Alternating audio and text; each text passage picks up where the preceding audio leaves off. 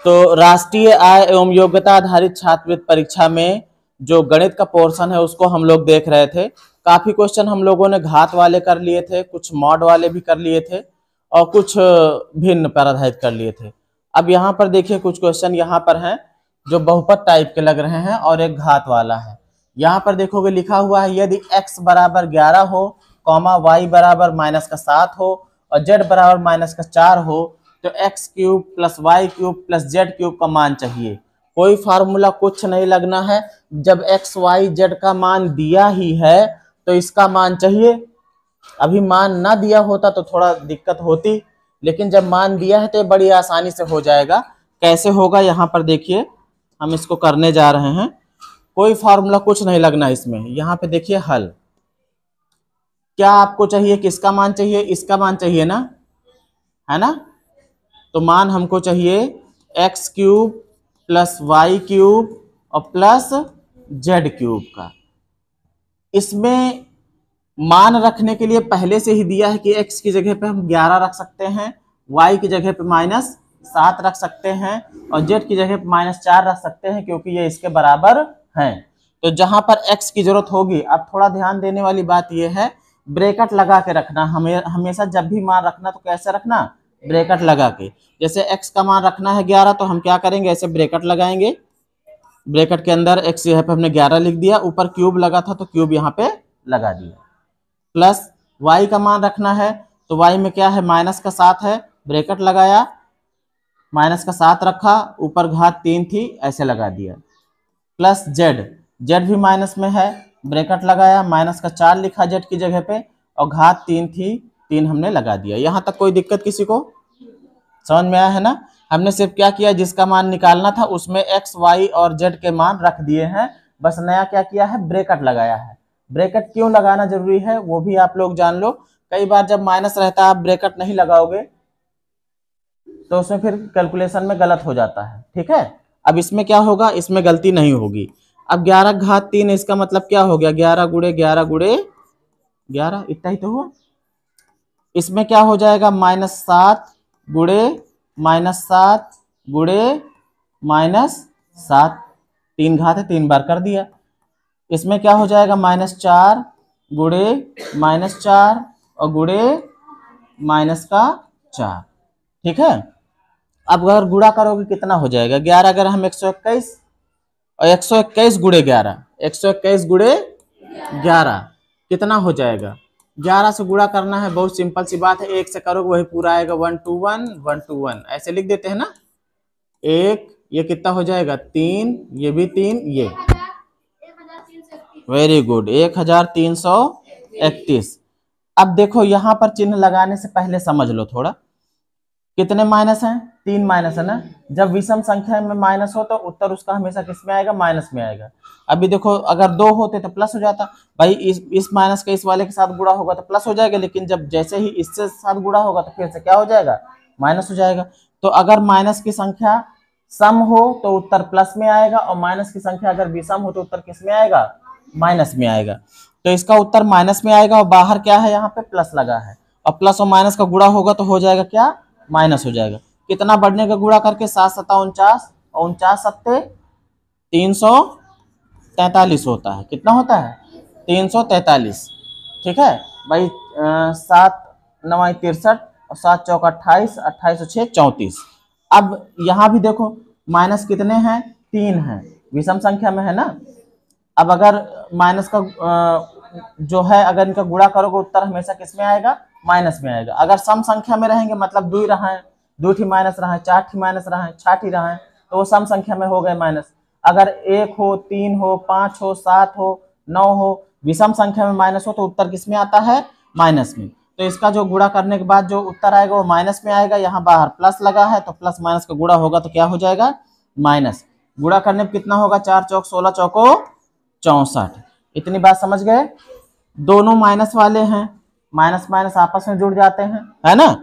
तो 1331 1331 दोनों माइनस जुड़ेंगे, लेकिन चिन्ह कौन सा रहेगा, माइनस का ही रहेगा। माइनस माइनस जुड़ तो जाएंगे, यूं समझो इसमें होता क्या है, जैसे मान लीजिए ये जीरो वाली नंबर लाइन है, इधर प्लस वाले सब हैं, कैसे हैं, प्लस वाले, इधर कौन से रहेंगे, माइनस वाले। अब अगर जोड़ना घटाना क्या होता है, संख्या रेखा पर समझो चलना है आगे पीछे। पहले मान लो कितने पे था, माइनस का 64 पे था, कितने पे था, अब अगर माइनस का 343 और चलना है उसमें, तो और इधर ही बढ़ता चला जाएगा ना। तो कहने का मतलब जितना ये 64 खाने इधर था और फिर 343 खाने और आ गया, तो यहाँ पहुंच गया ना। तो अब देखो यहां से नापा जाता है सब, यहां से देखोगे तो 64 भी है और 343 भी है, तो दोनों जुड़ेंगे तो दोनों ये जुड़ जाएंगे, क्योंकि यहां से देखा जाएगा तो पहले 64 चला था माइनस का, फिर कितना चल गया, माइनस का 343 चल गया। लेकिन दोनों जो है तो माइनस में ही गए, तो माइनस वाली लाइन पे ही है ना, प्लस वाली लाइन पे थोड़ी चले गए, किसमें चले गए, माइनस में ही है, प्लस वाले पे थोड़ी गए हैं। तो ये रहेगा किसमें, माइनस में। तो इसीलिए कहा जाता है जुड़ेंगे तो, लेकिन रहेंगे किसमें, माइनस में। तो कितना हो जाएगा, 3 और 4 7 और 6 4 10 के 0 और 3 और 1 4। अब देखो एक प्लस का है और एक माइनस का है। अब ये घटते हैं, घटेगा ना, संख्या रेखा से भी समझ सकते हो। पहले 1331 चलो किधर, प्लस की दिशा में, इधर चलो, फिर उसके बाद फिर माइनस वाला चीज है ना, तो फिर उसी पे लौटोगे। भाई अगर पॉजिटिव संख्या है तो दाहिनी तरफ जाते हैं और निगेटिव संख्या है तो बाईं तरफ जाते हैं।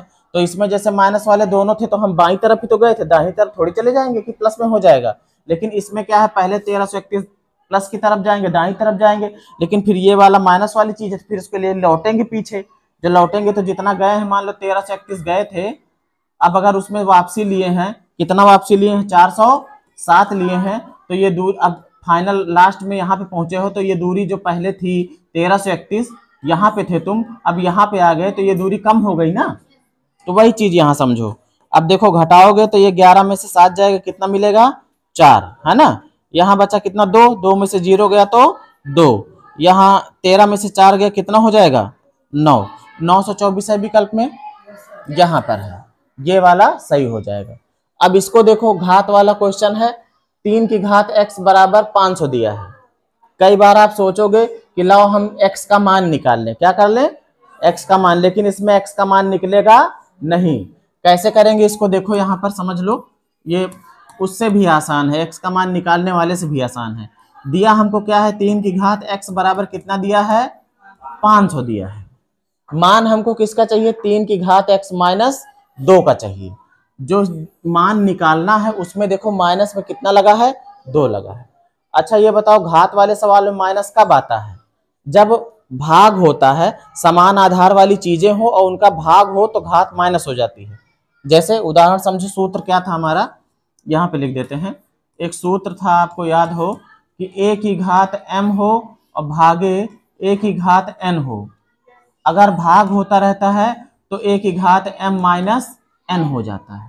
अगर कहने का मतलब यहाँ पर माइनस वाली चीज है, इसका मतलब कि किसी संख्या से इसमें भाग हुआ है, ठीक है, किसी संख्या से भाग हुआ है, बस दोनों के आधार क्या है, समान है ना। इसमें तो ये भी पता लग रहा है कि घात जिस संख्या से भाग दिया है उसका घात कितना रहेगा, 2 रहेगा, कितना रहेगा, 2 रहेगा, और आधार कितना रहेगा, 3 रहेगा, क्योंकि आधार समान होने चाहिए, है ना, तभी जाके दोनों घातें माइनस होगी भाग की प्रक्रिया में। तो वही काम यहाँ पे करना है। अब देखो हमको ये दिया गया है, हम इसमें क्या करेंगे, ये पता लगाएंगे कि किससे भाग देने से माइनस का 2 आएगा। वहां पे भाई 2 घात वाला होना चाहिए और आधार कितना होना चाहिए, इसी के समान होना चाहिए, मतलब कि 3 की घात 2 से हमको भाग देना चाहिए। बात निकल के आई सामने, समझ में आया क्या चीज है इसमें। हमको ये ऐसे समझो, इसको मैं ऐसे लिख भी सकता हूं ना, देखो जिसका मान निकालना है वो क्या है, 3 की घात x माइनस 2 है, मतलब इस रूप में है अभी, ये इस वाले रूप में है ना, a माइनस बी। तो जब इसको ऐसे लिखा जा सकता है तो इसको भी तो इस तरीके से लिखा जा सकता है, 3 की घात x भागे 3 की घात 2, ऐसे लिख नहीं सकते, लिख सकते हैं ना।